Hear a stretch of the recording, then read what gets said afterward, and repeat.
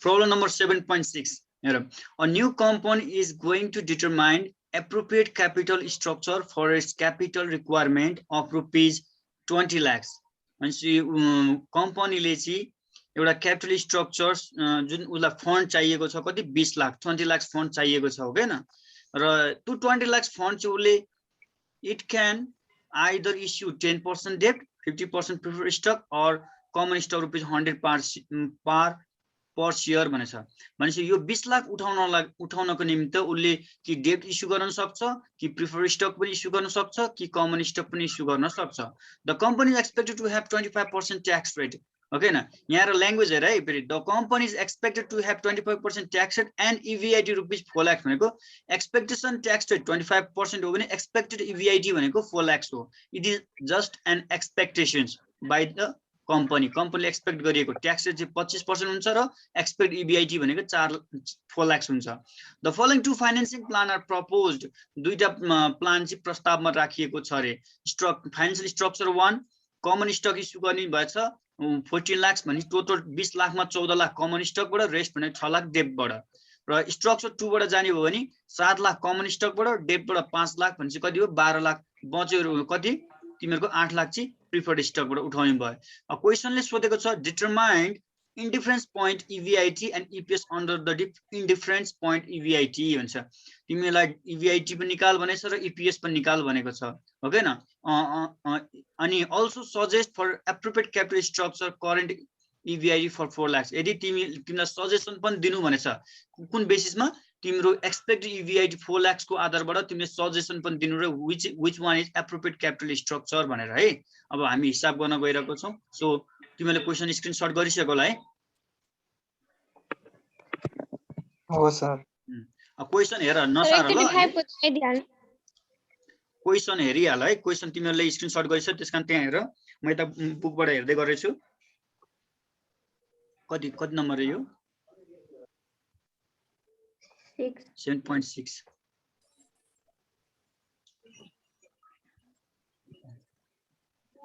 7.6 पहिला जहिले पनि मैले के भन्छु गिवन लेख्नु भनेछु हैन गिवन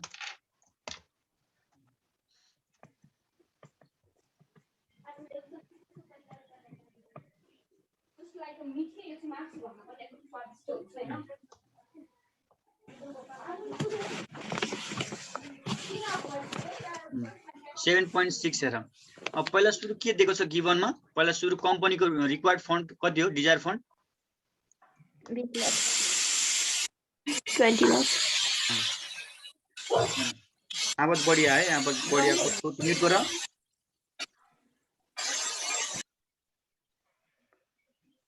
नला भन्नु भन्दा पुरा आफै म्युट गरिदिन्छु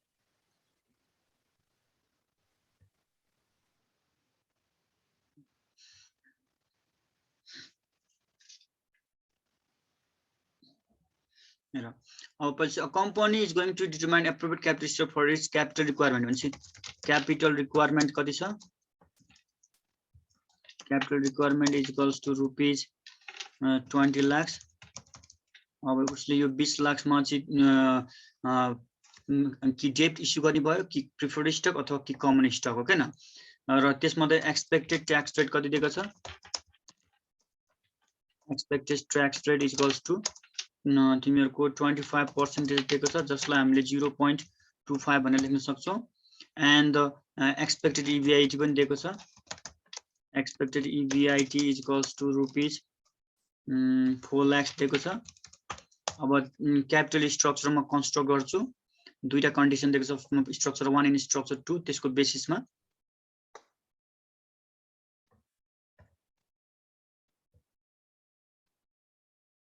structure 1 structure 1 and structure 2 अब त्यसपछि गएर सोर्सेस कहाँबाट ल्याउनु भयो एउटा इक्विटी फाइनान्सिङ इक्विटी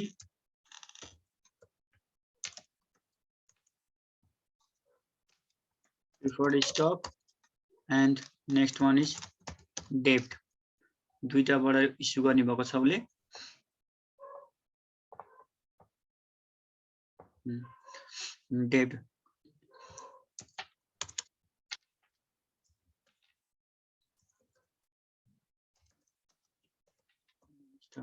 अब हेर दुईटा इस्यु गर्ने भएको छ। अब यो चाहिँ मैले लेखेँ हो हैन। कमन स्टकबाट जहिले पनि हामीले के निकाल्छौँ नम्बर अफ शेयर भनेको छु मैले हो हैन। भन्छ अब हेर त तिमीले कति कति पैसाहरु उले उठाउनु भएको छ। कमन स्टकबाट 14 लाख स्ट्रक्चर 1 हो हैन। रेस्ट डेट भनेको छ। अब हेर 14 लाख 14 लाख अनि बचेको चाहिँ केबाट भनेछ प्रिफर्ड स्टक छैन डेटबाट भनेछ। टोटल भनेको कति भयो 6 लाख भनेपछि यहाँ कति भयो टोटल भनेको तिमीको टोटल 20 लाख हेर। स्ट्रक्चर 1 मा 20 लाख उठाउनलाई उले के गर्छ यो कमन स्टकबाट 14 लाख एन्ड द डेटबाट 6 लाख ल्याउनु भयो। अब स्ट्रक्चर 2 बाट जाँदाखेरि कमन स्टकबाट 7 लाख र डेटबाट 5 लाख भनेपछि यहाँ 7 लाख र डेटबाट कति छ 5 लाख। अब बच्यो रिमेनिङ चाहिँ कति ल्याउनु भयो उसबाट भनेपछि कति भयो 8 लाख हो हैन। अब यो दुईटा तीनटा जोडेपछि हाम्रो 20 लाख आउनु पर्छ 20 लाख यसरी उले उठाउनु भयो। अब प्रिफर्ड स्टक कति पर्सेन्ट प्रिफर्ड स्टक हो 15% प्रिफर्ड स्टक हो। त्यन प्रिफर्ड स्टक को अगाडि हामीले 15% भनेर लेख्छौं। डेब्ट कति पर्सेन्ट हो 10% डेब्ट हो। अनि यो पार भ्यालु भनेको छ एट द रेट रुपीस 100 यो चाहिँ पार भ्यालु। अब यसको बेसिसबाट तिमीले के निकाल्छौ यो चाहिँ सोर्स हो जुन क्वेशनले भनेको इन्फर्मेसनको आधारबाट हो। अब हामीलाई निकाल्नु पर्ने के हो डिटरमाइन्ड इन्डिफरेन्स पोइन्ट हो के। इन्डिफरेन्स पोइन्ट र ईपीएस निकाल भनेको छ। अब त्यसको लागि अब हेर कमन स्टकबाट के निकाल्छौ नम्बर अफ शेयर निकाल्छौ। नम्बर अफ शेयर्स एन भन्छ प्लान 1 बाट प्लान 1 बाट नम्बर शेयर भनेको तिम्रो यो टोटल 14 लाख छ। 14 लाखलाई पार भ्यालु 100 ले डिवाइड गरेर के आउँछ नम्बर अफ शेयर्स आउँछ। भन्छ नम्बर अफ शेयर्स कति हुने भयो तिम्रो 14000 हुने भयो। र त्यसपछि गएर तिम्रो प्लान 2 मा कति हुने भयो तिम्रो 7000 हुने भयो। अब त्यसपछि गएर प्रिफर्ड स्टकबाट के निकाल्छौ preferred dividend निकाल्छौ। Preferred dividend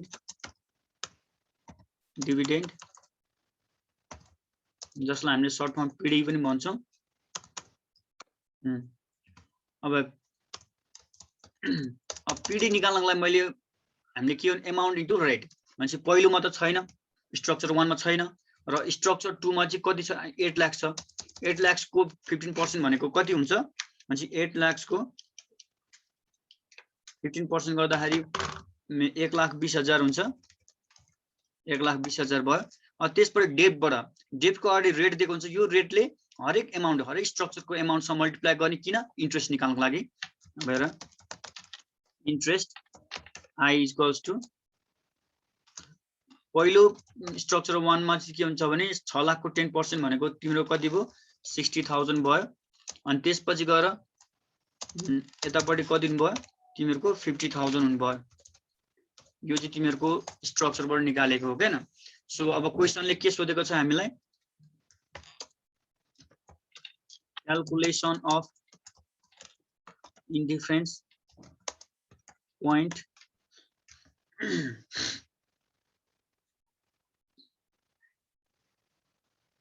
indifference point that is BIT हो हैन। हामीले इन्डिफरेन्स पोइन्ट निकाल्न भनेको छौं र इन्डिफरेन्स पोइन्ट निकाल्न गइरहेको छौं। र इन्डिफरेन्स पोइन्ट को फर्मुला चाहिँ यहाँ पीडी पनि दिएको छ। म माथिबाट फर्मुला कपी गर्छु।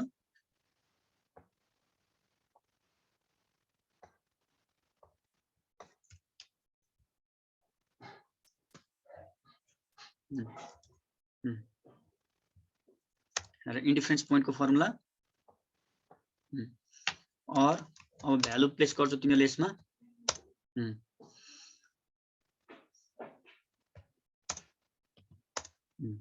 अब हेर ईवीआईटी फर्मुला युन भयो। इन्ट्रेस्ट कति दिनु फर्स्ट प्लानमा इन्ट्रेस्ट फर्स्ट प्लानमा हाम्रो स्ट्रक्चर 1 मा कति दिएको छ 60,000 भनेर लेखेको छौं।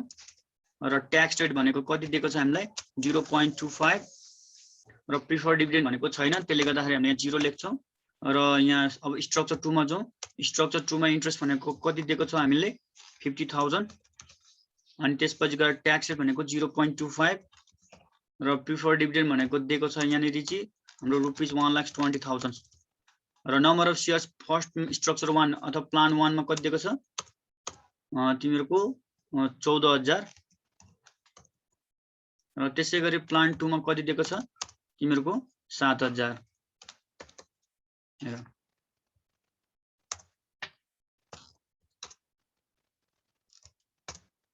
अब हेर यो डिनोमिनेटर तलकोलाई डिनोमिनेटर भन्छ माथिको न्युमरेटर भन्छ तलको हेर 7,000 यतापट्टि 14,000 छ भने सेम छ भने तलकोलाई डिभाइड गर्न पनि मिल्छ है भने 7,000 छ तीनटा जिरो हुन्छ यो काट्दाखेरि हाम्रो कति आउँछ हेर म काटेर देखाइदिन्छु so we can cross it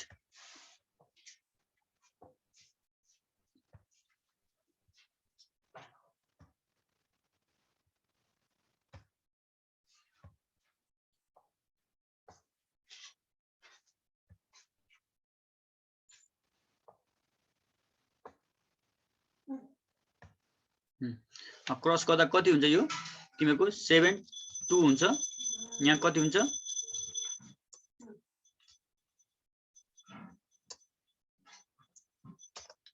यहाँ चाहिँ हामीले कति लेख्छौं 1 लेख्छौं 1 किनभने 7 तीनटा जिरो काट्यो यता पनि तीनटा जिरो काट्यो बच्यो 7 र 14 7 1 जा 1 7 2 जा 14 भयो अब हामीले सिधै यो भ्यालु लेख्न सक्छौं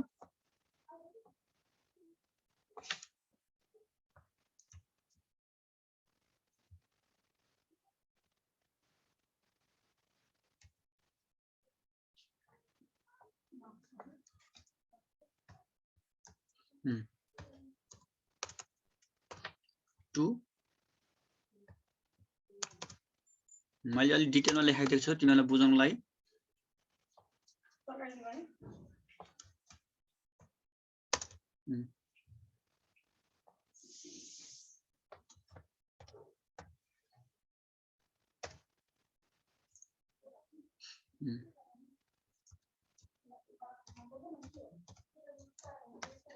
EBIT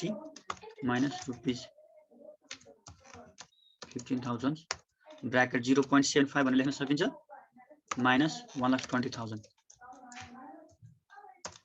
अब त्यसपछि गएर और लेख्छौं अब हेर यतापटि EBIT minus 60,000 bracket 0.75 भनेर मात्र लेख्ने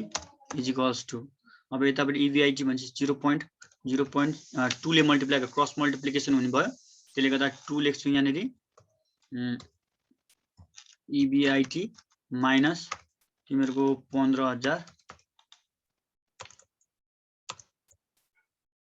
50,000 0.75 minus 1,20,000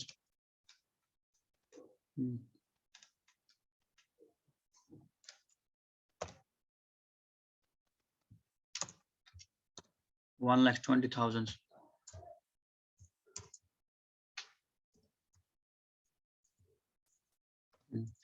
र यो यतिसम्म गरिसकेपछि यहाँसम्म सायद तिमीलाई यस्तो नबुझ्ने केही छैन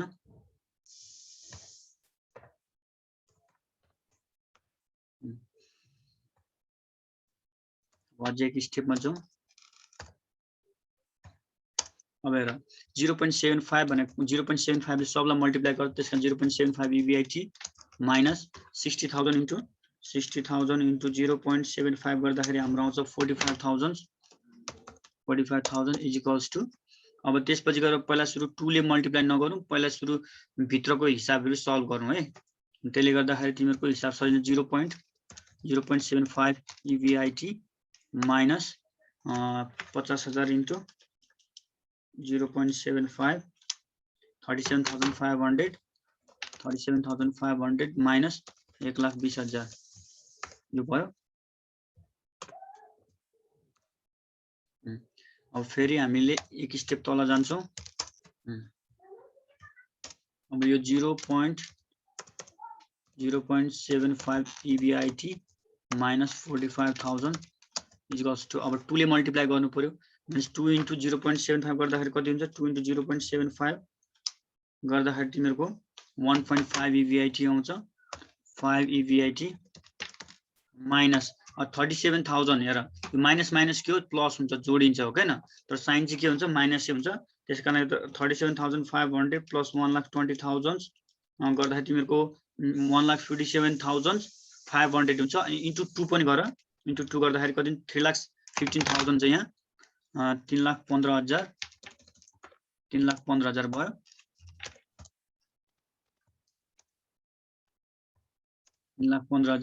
अब त्यसपछि गएर यो राइट ह्यान्ड साइडमा भएको 3,50,000 उता जाँदाखेरि प्लसमा हुन्छ, त्यसले गर्दा 3,15,000 minus 45,000 is equals to 1.5 EBIT minus 0.75 EBIT left hand साइडबाट राइट ह्यान्ड साइड जाँदाखेरि माइनस हुन्छ 0.75 EBIT। अब त्यसपछि गएर तिमीहरूको 3,15,000 माइनस 45,000 गर्दाखेरि तिमीहरूको कति हुन्छ 2,70,000 हुन्छ।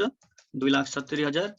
is equals to 0.75 EBIT छ र 0.75 EBIT भनेको 1.5 minus 0.75 गर्दाखेरि तिमीहरूको कति आउँछ भन्दाखेरि 0.75 आउँछ 0.75 EBIT। अब हेर त ठाउँ इन्टरचेन्ज गर्दाखेरि कुनै किसिमको समस्या आउँदैन। 0.75 EBIT is equals to 2,70,000 भनेपछि तिमीले यसरी पनि लेख्न सक्छौ।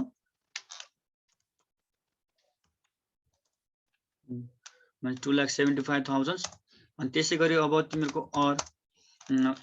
EBIT is equals to 2,70,000 divided by 0.75 गर्नु पर्यो। भनेपछि EBIT is equals to कति आउने भयो तिमीहरूको भनेपछि तिमीहरूको 2,70,000 divided by 0.75 गर्दा तिमीहरूको आउँछ 3,60,000 रुपीस 3,60,000 भनेपछि यो चाहिँ तिमीहरूको रिक्वायर्ड एन्सर हो। इन्डिफरेन्स पोइन्ट कति रहेछ 3,60,000 रहेछ।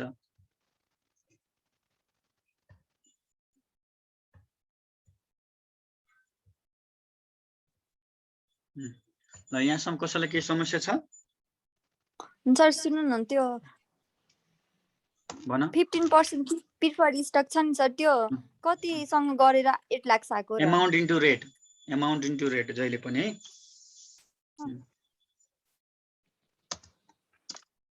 बुझ्यौ। अमाउन्ट चाहिँ कति हाम्रो 20 लाख छ कति हेर नि त्यहाँ टेबलमा पनि देखेन तिमीले बुझेन के सर कस्तो बुझेन भने त्यो सब गिभन टिपेको नि बुझेनौ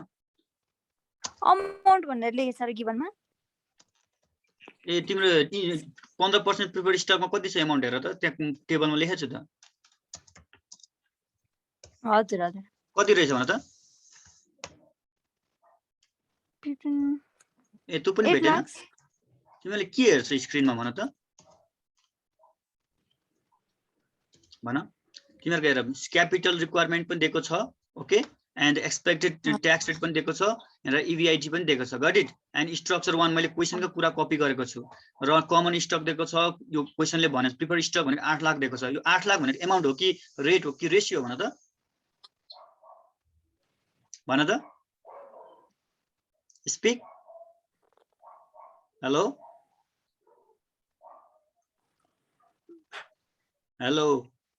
हो सर ठीक छ सर र त्यसपछि 10% डेप भनेको दिएको छ यसरी गिवन टिप्दा पनि तिम्रो कन्फ्युजन हुन्छ भने के स्क्रिनमा हेर्छौ भन त तिमीले सो क्लासमा एकदम कन्सन्ट्रेट भएर बसेर हेर है बुझ्यौ र तिमीलाई फेरि त्यसको मैले गिवन फर्स्ट डेको क्लासमा पनि भनेको छु कमन स्टकबाट नम्बर अफ शेयर निकालिन्छ प्रिफर्ड स्टकबाट प्रिफर्ड डिभिडेन्ड निकालिन्छ डेपबाट इन्ट्रेस्ट निकालिन्छ भनिन्छ अब प्रिफर्ड डिभिडेन्ड निकाल्नको लागि अमाउन्ट इन्टु रेट इन्ट्रेस्ट निकाल्न पनि अमाउन्ट इन्टु रेट अब अमाउन्ट भनेको के हो भनेर सोध्छौ हेर त तिम्रो बीएस 4th इयरको स्टुडेन्टले अमाउन्ट भनेको के हो सोध्छौ ल यहाँ हेर हाम्रो रिक्वायर इन्डिफरेन्स पोइन्ट भनेको कति छ 3,60,000 छ यहाँसँग कसैलाई के सोध्नु छ हिसाबमा यो सिम्प्लिफिकेसन गर्ने तरिका चाहिँ आफ्नो वेबाट जसरी गरे पनि हुन्छ है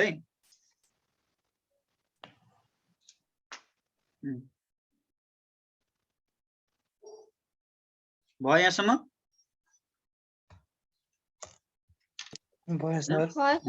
अब अझै हामीलाई क्वेशन मागेको त के EPS पनि मागेको हो के न EPS पनि मागेको अगेन र calculation of EPS under indifference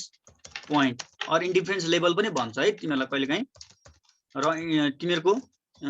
EBIT equals to rupees 3,60,000 र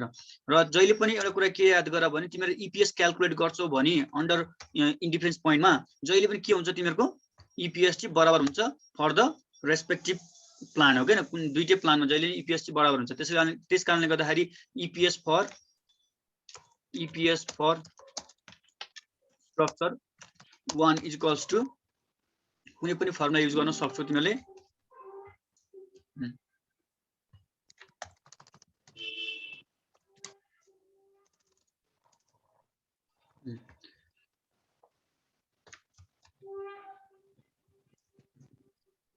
अब यसलाई सल्भ गर्नु पर्यो तिमीहरुले लेख्दै छौ नि सँगसँगै लेख्दैछौँ हजुर सर सँगसँगै पनि लेख है कहीँ बुझेन भने फ्याक्टर सोधिहाल्नु सर यो बुझेन भनेर EBIT माइनस 60,000 हो क्या ब्रैकेट 0.75 भनेर लेख्न सकिन्छ डिवाइडेड बाइ 14,000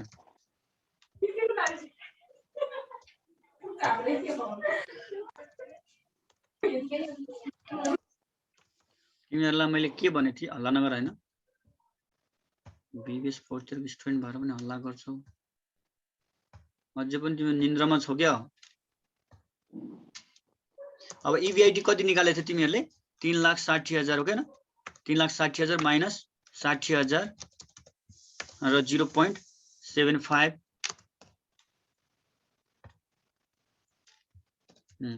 डिवाइडेड बाइ 14,000 यो पुरै क्याल्कुलेट गर्दाखेरि कति आउँछ 3,60,000 बाट तिमीहरुले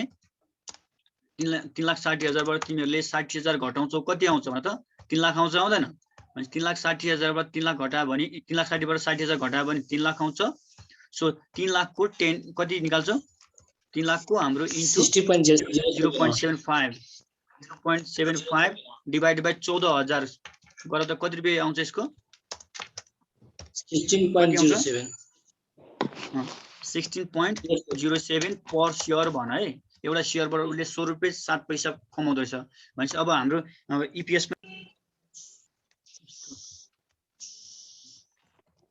hence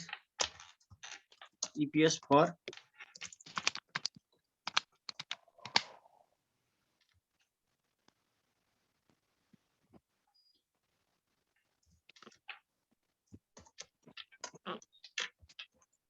हजुर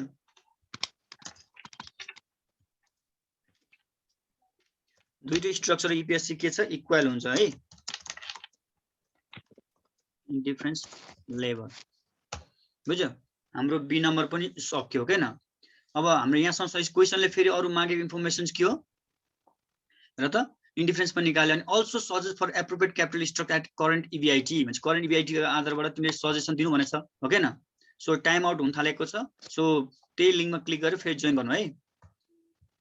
तिमीहरुले सेम लिंकमा क्लिक गर्ने अनि जोइन गर्ने टाइम आउट हुने बित्तिकै ओके ओके सर